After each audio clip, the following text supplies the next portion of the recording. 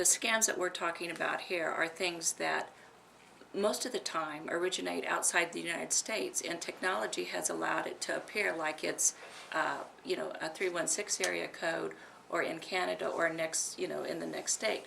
When that money goes out, there's absolutely no way that we can recover that. I mean, it's gone.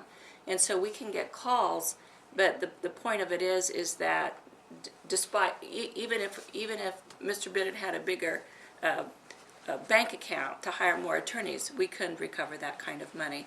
And those are the kinds of scams that I think people who are uneducated or perhaps a little feeble-minded are most vulnerable to. So I think it's important that we, as we said, get the information out there for sure. These guys do a good job of making it seem legitimate.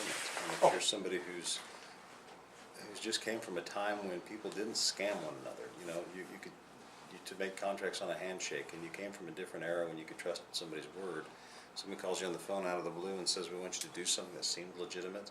We've all heard the scams where, it's the grandfather who gets a call from his grandson in another country saying, I need bail money, I'm in Germany with the band, and I need the, Johnny, is this you? Yes, it's me. Well, then later says, Johnny called me. No, he didn't. You gave the guy your name, Johnny's name, and however many times you hear that or talk about that, there's always somebody else who's getting rooked by that. And you think, how many times has that been in the media? Well, it's, in marketing, it was never a marketing measure, but I understand, I've been around enough marketing folks, they talk about the number of touches, the number of times an idea it reaches somebody. Sometimes it takes 5, 6, 7 touches for that sale to go through. And essentially that's what we're doing here. We're trying to touch the public and get them that information as many times as possible, so hopefully it catches. So the next time someone gets a phone call from their grandson, they go, time out for a second, give me the number, I'm going to call your mother and see if you're really there.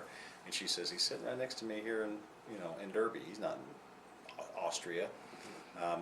We save the guy the cash, because when it leaves, Sharon's point is, there's not much we can do for you when it goes overseas. It's very hard. It's beyond our subpoena power.